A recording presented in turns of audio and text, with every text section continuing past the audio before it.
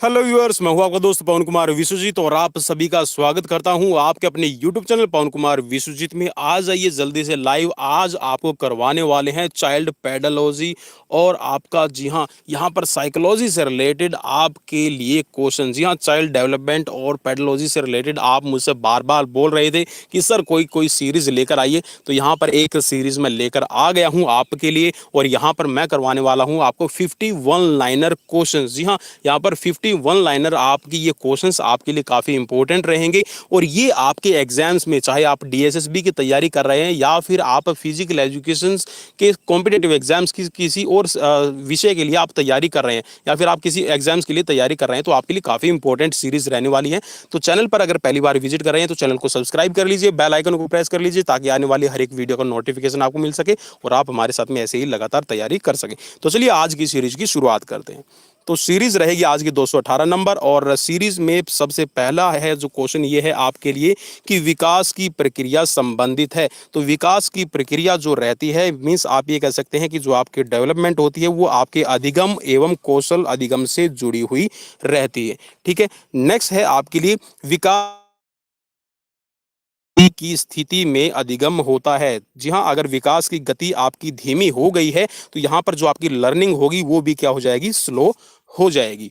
Next है आपके लिए क्वेश्चन में कि अधिगम के लिए आवश्यक है। तो अधिगम के लिए आपको क्या आवश्यक है ये आपको बताना है। तो यहाँ पर अधिगम के लिए आपका आवश्यक हो जाएगा कि बालक की, मीन्स जो बच्चा है उसकी मानसिक स्वस्थता और शारीरिक स्वस्थता, मीन्स जो मेंटल और आपकी जो फिजिकल हेल्थ है वो जरूरी है, तभी बच्चा लर्निंग अच्छे से कर पाता है। ठीक है, तो यहाँ पर जितने भी आपके लर्निंग से रिलेटेड डाउट है वो भी आज दूर हो जाएंगे। नेक्स्ट है कौशलात्मक अधिगम के लिए प्रमुख आवश्यकता होती है। मीन्स यहाँ पर अगर आप स्किल्स की लर्निंग करवाना चाहते हैं तो बच्चे के लिए क्या जरूरी है, तो बच्चे का शारीरिक विकास। जी हाँ, यहाँ पर उसके लिए जरूरी है कि उसकी जो शारीरिक विकास है वो हो रहा हो, फिजिकल डेवलपमेंट है हो रही है। ठीक है, तो यहाँ पर जितने भी आप स्किल रिलेटेड आपकी लर्निंग करते हैं तो यहाँ पर बच्चे का जो फिजिकल डेवलपमेंट है वो होता रहता है। नेक्स्ट है आपके लिए कि अस्थि विकलांग बालकों के समक्ष अधिगम प्रक्रिया में बाधा उत्पन्न होती है। तो क्या होगा, जी हाँ, बाधा उत्पन्न होती है तो ये शारीरिक विकास के कारण बाधा उत्पन्न होती है। जी हाँ, शारीरिक विकास उनका पूर्ण नहीं हो पाता, जिसकी वजह से वो कोई भी, अगर यहाँ पर मैं बात करूं कि जिस स्किल को सीखना चाहते हैं तो उस स्किल को परफेक्टली नहीं सीख पाते। नेक्स्ट है कि व्यक्तित्व को प्रभावशाली बनाने तथा व्यक्तित्व गुणों के सीखने में आवश्यक होता है। तो यहाँ पर, जी हाँ, बच्चा अगर व्यक्तित्व को प्रभावशाली ढंग से बनाना है या फिर उसके अंदर जो पर्सनैलिटी के जो डेवलपमेंट्स करनी है तो यहाँ पर उसको गुण सिखाने हैं, तो उसमें शारीरिक, मानसिक और सामाजिक विकास आपका शामिल रहता है। ठीक है, तो ये आपके लिए जरूरी हो जाएगा। नेक्स्ट है कि स्वस्थ शरीर में निहित है। जी हाँ, यहाँ पर आपने बहुत बार सुना होगा कि स्वस्थ मन में स्वस्थ मस्तिष्क निवास करता है, तो यहाँ पर आपका स्वस्थ मन होना जरूरी है, तभी आपका जो स्वस्थ शरीर रहेगा। नेक्स्ट है आपके लिए कि गतिविधि आधारित अधिगम के लिए आवश्यक है। तो गतिविधि मीन्स यहाँ पर जो भी आप मूवमेंट सीखना चाहते हैं तो यहाँ पर जो ये आपकी अधिगम होता है, लर्निंग होती है, ये शारीरिक और मानसिक विकास पर निर्भर होती है। जितना आपका शारीरिक और मानसिक विकास है उतना ही आपकी जो गतिविधि की, आप ये कह सकते हैं कि जो लर्निंग है, आपकी मोटर स्किल्स है वो आप सीख पाएंगे। नेक्स्ट है इसमें कि विकलांग बालकों के समक्ष विद्यालय में समायोजन की समस्या का प्रमुख कारण होता है। तो यहाँ पर देखिए उनके लिए है शारीरिक विकास। जी हाँ, यहाँ पर जो विकलांग बच्चे होते हैं उनमें जो, अगर आप उनको ये कहें कि बच्चों का, आपको जो दूसरे बच्चों हैं उनके साथ में उनका समायोजन होना चाहिए। समायोजन का मतलब है कि आप उनके साथ में एक जैसा ही आप रिएक्ट करें। ठीक है, या फिर वो जो बच्चे हैं उसको अडॉप्ट कर ले। ठीक है, तो यहाँ पर कई बार प्रॉब्लम ये आती है कि उन बच्चों का शारीरिक विकास है वो पूर्ण नहीं होता है, इसीलिए उनको अडॉप्ट करना बहुत मुश्किल हो जाता है। मीन्स उनका जो समायोजन है उसमें टाइम लगता है, क्योंकि एक जैसी एक्टिविटीज आप उन दोनों के लिए क्रिएट नहीं कर सकते। नेक्स्ट है शारीरिक विकास को इसलिए महत्वपूर्ण माना जाता है क्योंकि, जी हाँ, यहाँ पर जो शारीरिक विकास है उसको महत्वपूर्ण इसलिए माना जाता है क्योंकि यह मानसिक विकास के योगदान में महत्वपूर्ण भूमिका निभाता है। यह अधिगम में योगदान देता है, मीन्स लर्निंग है वो अच्छी होती है, और यह जो स्किल्स होती है उनको सीखने में भी योगदान देता है। जी हाँ, एक शारीरिक विकास होने से आपका मानसिक विकास होगा। ठीक है, आपकी लर्निंग अच्छी होगी और आपकी जो स्किल्स हैं वो आपकी परफेक्ट हो जाएंगी। तो यहाँ पर फिजिकल एजुकेशन से सीधा सीधा जुड़ा हुआ है कि फिजिकल एजुकेशन के अंदर जैसे आपका शरीर को स्वस्थ रखना इसीलिए ज़रूरी होता है और इसीलिए बच्चों को शारीरिक शिक्षा दी जाती है ताकि वो अपना स्वस्थ रह सकें और अपना अच्छी तरह से ये कह सकते हैं कि ऑल राउंड डेवलपमेंट कर सके। चलिए नेक्स्ट बढ़ते हैं। नेक्स्ट में है मानसिक रूप से मंद बालक का अधिगम। अधिगम का मतलब यहाँ पर मैं आपको बार बार बता रहा हूँ कि ये लर्निंग से रिलेटेड है, ठीक है। अधिगम का मतलब होता है सीखना, लर्निंग करना। तो मानसिक रूप से मंद बालक का अधिगम स्तर कम होता है क्योंकि ये बच्चे विषय वस्तु पर ध्यान नहीं दे पाते, इनका मानसिक विकास पूर्ण नहीं होता है। जी हाँ, यहाँ पर मानसिक रूप से जो मंद बच्चे होते हैं वो किसी भी चीज़ को सीखने में, लर्निंग करने में उनको टाइम चाहिए, उनको टाइम देना जरूरी है ऐसे बच्चों को, और इसीलिए वो बच्चे लर्निंग करने में थोड़े से पिछड़ जाते हैं क्योंकि उनका मानसिक रूप से विकास अच्छा नहीं हुआ होता। नेक्स्ट की तरफ बढ़ते हैं। नेक्स्ट है अवधान का संबंध होता है। तो अवधान का जो सीधा सीधा संबंध है ये मानसिक विकास से रहता है। नेक्स्ट है स्मृति विहीन बालक का अधिगम स्तर निम्न होता है क्योंकि जी हाँ, जिसके अंदर मेमोरी पावर कम है उसका विकास कम होता है क्योंकि उसका मानसिक विकास नहीं है, तो इसीलिए वो लर्निंग है वो अच्छी नहीं कर पाता, लो या फिर ये कह सकते हैं कि पुअर लर्निंग इसकी रहती है। नेक्स्ट है इसमें कि एक बालक अपनी शैक्षिक समस्याओं का समाधान करने में समर्थ है तो माना जाएगा। तो यहाँ पर इसको आप थोड़ा सा समझ लीजिए कि एक बच्चा है वो अपनी जो भी एजुकेशन से रिलेटेड प्रॉब्लम्स है उनको सॉल्व कर लेता है, ठीक है, या फिर उनको सॉल्व नहीं कर पाता। जी हाँ, असमर्थ का मतलब वो सॉल्व नहीं कर पाता, तो इसको क्या माना जाएगा? इसको माना जाएगा कि उसके अंदर जो मेंटल डेवलपमेंट है वो नहीं है, मेंटल डेवलपमेंट का उसके अंदर अभी भाग पूरा नहीं हुआ है। नेक्स्ट है प्रभावी एवं उच्च अधिगम के लिए आवश्यक है। जी हाँ, अगर आप इफेक्टिव और हाई लर्निंग करवाना चाहते हैं तो उसके लिए मानसिक विकास है ये जरूरी है। अधिगम से संबंधित मानसिक शक्तियां हैं, तो अधिगम से संबंधित जो मानसिक शक्तियां हैं या फिर ये कह सकते हैं जो मेंटल आपकी पावर रहेगी लर्निंग से रिलेटेड, एक तो रहेगी आपकी मेमोरी, एक रहेगा आपका अवधान और एक रहेगा चिंतन, ठीक है। मीन्स आप उसको लॉजिकली और आप उसको कितना मेमोराइज कर पाते हैं। नेक्स्ट की तरफ बढ़ते हैं। नेक्स्ट है कि कक्षा में अधिगम प्रक्रिया हेतु बालकों का समूह विभाजन किस आधार पर किया जाता है। जी हाँ, आपको अपने बच्चों को कोई भी लर्निंग करवानी है तो उस लर्निंग को करवाते वक्त आप क्या ध्यान में रखेंगे, तो आपको यहाँ पर ये ध्यान रखना होता है कि उनका मानसिक विकास का आधार क्या है। आप ये कह सकते हैं कि उनका मानसिक है, उनका मेंटल डेवलपमेंट है कैसा है। जैसा जिसका मेंटल डेवलपमेंट है आप उसके अकॉर्डिंग ही बच्चों के ग्रुप्स है वो बनाते हैं, ताकि जो ग्रुप बनाए जाए उनके अंदर बच्चों की मेंटल एबिलिटी को आप ध्यान में रखते हैं, उनको टास्क देते हैं और उस टास्क को बच्चे अपना अच्छे से लर्न करते हैं। चलिए नेक्स्ट है अधिगम प्रक्रिया में चिंतन की प्रभावशीलता प्रदर्शित करती है। जी हाँ, यहाँ पर अगर आप कोई भी लर्निंग प्रक्रिया कर रहे हैं उसमें जो चिंतन अगर बच्चा करता है उसमें प्रभावशीलता आती है, तो उसको क्या मानते हैं, तो उसको मानते हैं कि मानसिक विकास है वो बच्चे का उच्च है। नेक्स्ट है यहाँ पर अधिगम प्रक्रिया में प्रमुख भूमिका होती है। तो यहाँ पर जो भी आपकी मानसिक शक्तियाँ हैं, मेंटल पावर है, जिसमें अभी हमने देखा था कि जिसके अंदर आपकी मेमोरी है, ठीक है, आपका चिंतन है, मीन्स आप कितना उस पर लॉजिकली बात कर पाते हैं, तो ये सारी की सारी आपकी लर्निंग को प्रमुख रूप से निभाने का काम करती है। नेक्स्ट है यहाँ पर किसी कार्य को सीखने में सफलता के लिए आवश्यक है। जी हाँ, कोई भी काम है अगर आप उसको अच्छे से सीखना चाहते हो और उसमें सफलता पाना चाहते हैं तो क्या जरूरी है, ये है आपका उचित शारीरिक विकास। जी हाँ, आपका अच्छे से शारीरिक विकास और आपका अच्छा मानसिक विकास उच्च आपका क्वालिटी का होना चाहिए। नेक्स्ट है उच्च मानसिक विकास के लिए आवश्यक क्या है। जी हाँ, अगर आप उच्च विकास चाहते हैं, बच्चे का मानसिक डेवलपमेंट चाहते हैं, मेंटल डेवलपमेंट चाहते हैं, तो यहाँ पर उत्तम स्वास्थ्य होना जरूरी है। जी हाँ, सीधे से आप एक चीज़ को ऐसे समझ सकते हैं लॉजिकली कि अगर आपकी उंगली में थोड़ा सा भी कट लगा हुआ हो और मैं आपको बोलूँ कि चलिए आपको ना इसी हाथ से अभी बॉल फेंकना है, आपको बॉलिंग करनी है, तो आपका बॉलिंग में ध्यान कम रहेगा, आपको अपनी उंगली जो इंजर्ड पार्ट है उस पार्ट को बचाने में आपका ध्यान ज़्यादा रहता है। तो सीधा सा आप ये कह सकते हैं कि डायरेक्टली अगर आपका आपकी जो फिजिकल हेल्थ है वो अच्छी नहीं है तो आपका जो मेंटल जो इलनेस है वो ज़्यादा रहेगी, मीन्स जो मेंटल डेवलपमेंट है वो कम हो जाएगी, जिससे आप कोई भी लर्निंग आसानी से नहीं कर सकते। नेक्स्ट है इसमें कि मानसिक विकास की मंदता प्रभावित करती है। जी हाँ, अगर आपका मेंटल डेवलपमेंट अच्छा नहीं है या फिर जो मेंटल आपकी डेवलपमेंट है वो ग्रो नहीं कर रही है, धीरे धीरे हो रही है, तो सीधा सा आपकी लर्निंग को प्रभावित करेगी। आपका जो अधिगम है, आपकी जो लर्निंग है, आपकी जो सीखने की कैपेसिटी है वो भी स्लो हो जाएगी, आपको किसी भी चीज़ को सीखने में टाइम लगेगा। चलिए नेक्स्ट की तरफ बढ़ते हैं और नेक्स्ट है इसमें प्रतिभाशाली बच्चों की बात कर रहा है कि प्रतिभाशाली बालकों का अधिगम स्तर उच्च पाया जाता है क्योंकि उनका मानसिक विकास होता है। जी हाँ, तो उनका मानसिक विकास क्या होगा, उनका मानसिक विकास है उच्च होगा, जिससे वो प्रभावशाली बच्चे अपना कोई भी लर्निंग है उसको अच्छे से कर लेते हैं, उनको लर्निंग में कोई प्रॉब्लम नहीं आती क्योंकि उनका आईक्यू लेवल बहुत अच्छा होता है।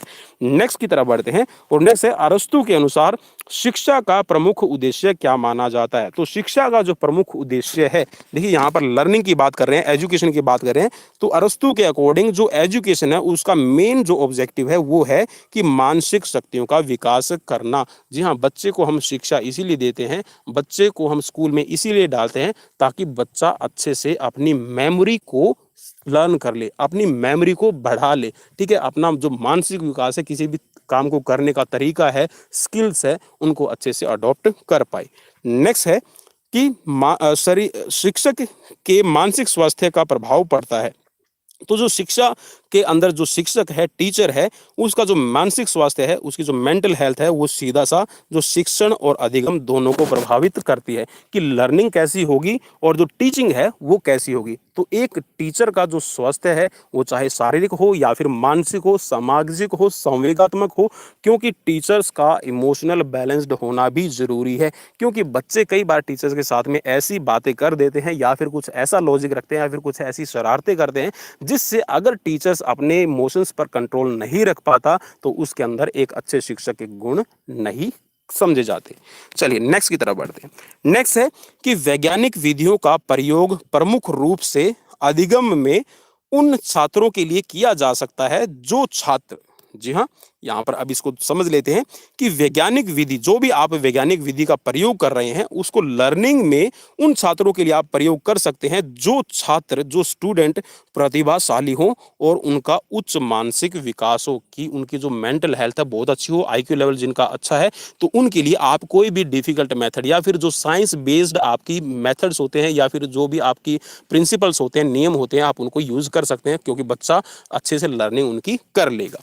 चलिए नेक्स्ट है कि संवेगों का संबंध किससे है। तो संवेगों का, जी हाँ, जो भी आपके इमोशंस है उनका सीधा सा संबंध है आपकी मूल प्रवृत्ति से, ठीक है। नेक्स्ट की तरफ बढ़ते हैं कि अधिगम की प्रक्रिया के प्रभावी रूप से विकसित होने के लिए आवश्यक है। तो यहाँ पर क्या आवश्यक हो जाएगा कि अगर आप लर्निंग करना चाहते हैं और प्रभावी रूप से विकसित करने के लिए, तो यहाँ पर संवेगात्मक स्थिरता मीन्स जो आपके इमोशंस है उनके अंदर स्टेबिलिटी होनी जरूरी है। जो मैं अभी आपको एक टीचर्स का एग्जांपल देके बता रहा था, जी हाँ, आपकी जो संवेग है उनके अंदर स्थिरता, ठीक है, उनके अंदर स्टेबिलिटी जरूरी है। अगर स्टेबिलिटी होगी तो आप किसी भी चीज़ को अच्छे से सीख सकते हैं। एग्जाम्पल देता हूँ कि आप लर्निंग कर रहे हैं, आप गेम खेल रहे हैं और आपने मैच जीत लिया, और मैच जीतने के बाद अपनी एक्साइटमेंट पर अगर आप अच्छे से कंट्रोल नहीं कर पाते तो आपके अंदर जो एक मैच्योरिटी है, आपके अंदर जो एक पर्सनैलिटी का टाइप है वो डेवलप नहीं होगा, ठीक है। चलिए नेक्स्ट है कि भौतिक विकास एवं अधिगम के मूल में समावेश है। तो यहाँ पर क्या है कि अगर आप चाहते हैं फिजिकल डेवलपमेंट, ठीक है, भौतिक विकास और अधिगम लर्निंग हो रही है, ठीक है, तो यहाँ पर संवेगात्मक विकास समावेशित रहता है। नेक्स्ट है सृजन की क्रिया किस संवेग से बाधित होती है। तो सृजन की क्रिया जो है ये आपकी घृणा से, ठीक है, हेट से आपकी प्रभावित रहती है। नेक्स्ट है व्यवहार के सीखने में योगदान होता है। जी हाँ, व्यवहार का सीखना, और आप ये कह सकते हैं कि जो आपकी जो बिहेवियर है उसमें सबसे मेन रहता है आपके संवेग। जी हाँ, आपके संवेग जैसे होंगे वैसा ही आपका बिहेवियर दिखाई देगा। चलिए, एक छोटा बच्चा और एक बड़े के अंदर जो मैच्योर है, जो अडल्ट है, उसमें यही तो फर्क होता है कि बच्चे के जो इमोशंस है वो स्टेबल नहीं होते, और जो एक ह्यूमन जो अडल्ट है, वयस्क हो चुका है, ठीक है, जिसको अंदर आप कह सकते हैं कि मैच्योरिटी आ चुकी है, तो वो अपने मैच्योरिटी की वजह से, या फिर ये कह सकते हैं कि उसके अंदर इमोशंस है उनको कंट्रोल करने की उसके अंदर कैपेसिटी है। तो यही तो फर्क रहता है, ठीक है। नेक्स्ट क्वेश्चन है शैशव अवस्था में प्रमुख रूप से विकसित होता है। जी हाँ, तो जो शैशव अवस्था होती है, जो चाइल्डहुड है, चाइल्डहुड के अंदर, या फिर ये कह सकते हैं कि जो आपका इन्फेंसी स्टेज है, इस इन्फेंसी स्टेज के अंदर बच्चे में प्रेम, भय और क्रोध ये आपके, जी हाँ, विकसित होते हैं। तो ये बच्चे पर भी डिपेंड करता है, फैमिली पर भी डिपेंड करता है, उसकी लर्निंग पे डिपेंड करता है कि आप उसको बाल्य अवस्था के अंदर, शिशु अवस्था में उसको क्या चीज़ें सिखा रहे हैं, ठीक है। अगर आप बच्चे को ये बोल रहे हैं कि शेर आ गया खा जाएगा, अगर आप उसको डराएंगे, अगर उसके अंदर आप भय की प्रवृत्ति पैदा करेंगे तो बच्चा डरने लगेगा। और अगर आप ये बोलेंगे कि ये शेर है, ये कुछ नहीं करेगा, आप इसको मार सकते हो, आप इसको डरा सकते हो, ठीक है, तो बच्चा उसको डराने लगेगा, आप उस शेर को भगाने लगेगा। मीन्स जैसा आप बच्चे के सामने एग्जाम्पल पेश करते हैं, बच्चा वैसा ही रिएक्ट करेगा। चलिए नेक्स्ट है, व्यवहार में मर्यादा का समावेश पाया जाता है। जी हाँ, उसके व्यवहार के अंदर मर्यादा का समावेश पाया जाता है, जिसके अंदर संवेगात्मक स्थिरता हो और यहाँ पर संवेगात्मक अस्थिरता के कारण, ठीक है, जिसका व्यवहार, या फिर ये कह सकते हैं कि जिसके व्यवहार में स्थिरता होगी उसका व्यवहार मर्यादित होगा, और जिसके संवेगों के अंदर यहाँ पर अस्थिरता होगी उसका जो व्यवहार है वो मर्यादित नहीं रहेगा। चलिए नेक्स्ट है कि बालक शीघ्रता से निर्णय लेने की क्षमता सीखता है। तो जी हाँ, बच्चा, आप ये कह सकते हैं कि जो उसके अंदर डिसीजन मेकिंग है, ठीक है, किसी भी काम के लिए डिसीजन लेना है, डिसीजन मेकर बनना है, तो डिसीजन वो कब लेना शुरू करता है, वो किशोर अवस्था में ज़्यादा डिसीजन लेना है, और ज़्यादा अपने आप को, आप ये कह सकते हैं कि जितना हम उसको फ्रीडम देंगे, लेकिन फ्रीडम के साथ में आपको ये भी ध्यान रखना है कि आपको उसको एक दोस्त की तरह, एक बच्चे की तरह, ठीक है, और आपने एक उसको फ्रेंड की तरह समझाना है, ठीक है, जिसके अंदर वो डिसीजन लेने की पावर है बच्चे के अंदर डेवलप हो जाएगी। क्योंकि किशोर अवस्था को हम कहते हैं इस एज ऑफ स्टॉर्म्स, ठीक है, तूफानों का घर, तूफानों की आयु भी इसको कहा जाता है, ठीक है। चलिए नेक्स्ट बढ़ते हैं कि व्यक्तित्व निर्माण एवं विकास की प्रक्रिया में योगदान होता है। तो यहाँ पर जहाँ व्यक्तित्व का निर्माण अगर हम कर रहे हैं, ठीक है, पर्सनैलिटी का निर्माण कर रहे हैं, ठीक है, और इसके साथ में जो उसकी डेवलपमेंट होनी है, ठीक है, तो उसमें मेन जो रोल रहेगा ये है आपका संवेगों का स्थायित्व, ठीक है। जैसे आपके संवेग की मैं बात कर रहा हूँ बार बार कि आपके जितने इमोशन स्टेबल होंगे उतना ही आपकी अच्छी लर्निंग होगी, उतना ही आपका पर्सनैलिटी का जो टाइप है वो भी झलक कर आएगा, बॉडी लैंग्वेज भी आपकी अच्छी होगी, और प्लस में जो आपकी डेवलपमेंट होनी है वो भी अच्छी होगी।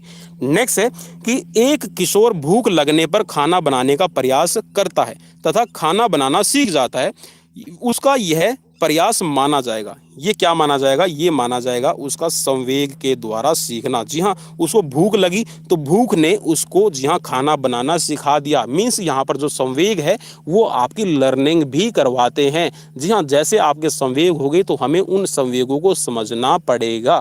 चलिए, जैसे आप गेम करके आ रहे हैं और सपोज कीजिए कि आप गेम करने के बाद में शाम को अंधेरा हो जाता है और आप उस गली में से आते हैं। एक तो आप डर कर भागे, ठीक है, उस अंधेरे से, और एक आपने उस डर का जो अंधेरा है उस अंधेरे का सामना करना सीख लिया।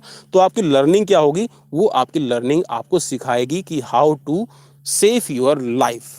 चलिए नेक्स्ट बढ़ते हैं। एक बालक को धन की आवश्यकता होने पर पिता से धन मांगता है। इसके लिए उपेक्षा मिलने पर वह धन कमाने के लिए विभिन्न कौशलों को सीखने लगता है। इस कार्य में किस संवेग का योगदान होता है? तो यहाँ पर रहेगा उसका आत्म अभिमान का। जी हाँ, वो सेल्फ, आप ये कह सकते हैं कि जो सेल्फ रिस्पेक्ट है, उसकी सेल्फ रिस्पेक्ट जागृत होती है और वो किसी भी चीज को लर्निंग करने लगता है जिससे पैसा कमाया जा सके। ठीक है, चलिए नेक्स्ट है इसमें कि एक बालक मर्यादित व्यवहार को सीखता है। इसके मूल में उद्देश्य निहित है। जी हाँ, एक बच्चा है वो मर्यादित व्यवहार करता है, या फिर ये कह सकते हैं कि जो उसका बिहेवियर है वो बिल्कुल कंट्रोल बिहेवियर कर रहा है। तो उसके बिहेवियर में क्या चीजें झलकेगी? एक तो झलकेगा चारित्रिक, एक नैतिक और एक सामाजिक विकास उसमें निहित रहेगा। नेक्स्ट है मुनरो के अनुसार चरित्र में समावेश होता है। जी हाँ, तो मुनरो के अनुसार एक चरित्र के अंदर अगर हम बात करें तो स्थायित्व का एवं सामाजिक निर्णय लेने का जो समावेश है वो शामिल रहता है। नेक्स्ट की तरफ बढ़ेंगे और नेक्स्ट है कि चारित्रिक विकास के अंतर्गत विकास संबंधी क्रियाओं को बालक सीखता है। तो यहाँ पर जो चारित्रिक विकास है इसके अंतर्गत जो संबंध है आपका विकास का या फिर विकास की क्रियाओं का, तो उसमें बच्चा क्या सीखता है? ये सीखेगा। चलिए मैं माफी चाहूंगा, थोड़ा सा डिस्टर्ब कर रहा था।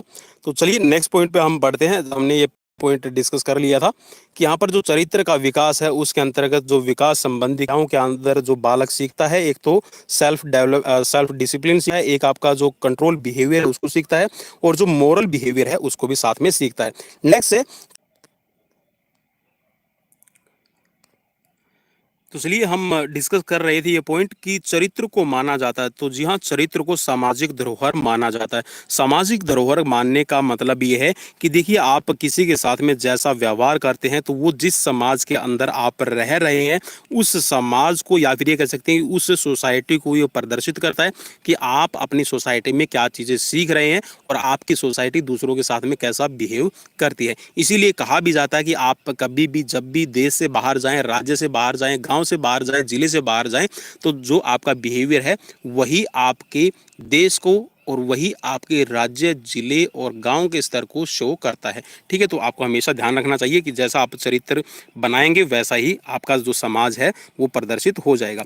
नेक्स्ट है कि चारित्रिक विकास संबंधी क्रियाओं को बालक सीखता है। तो यहाँ पर जो बच्चा चारित्र के अंदर, या फिर ये कह सकते हैं कि कैरेक्टर के अंदर जितनी भी क्रियाएं हैं उनको जो बच्चा सीखता है वो अपने पूर्वजों से, ठीक है, मीन्स आप ये कह सकते हैं कि हेरिडिटी से लेता है, और प्लस में परिवार में उसको क्या शिक्षा दी गई है, परिवार में उसको क्या गुण दिए गए हैं, वो अपने चरित्र में समाहित करता है, अपने कैरेक्टर में उनको आत्मसात कर लेता है। ठीक है, और साथ में जो शिक्षक एवं विद्यालय से बच्चे ने क्या सीखा, जैसा बच्चा विद्यालय से सीखेगा, जैसा शिक्षक से सीखेगा, परिवार से सीखेगा, अपने दादा दादी नाना नानी से सीखेगा, वैसा ही उसका जो चरित्र है वो बनता चला जाएगा। इसीलिए बचपन में दादा दादी नाना नानी कहानियां सुनाया करते थे और उन कहानियों से हमें सीख मिला करती थी।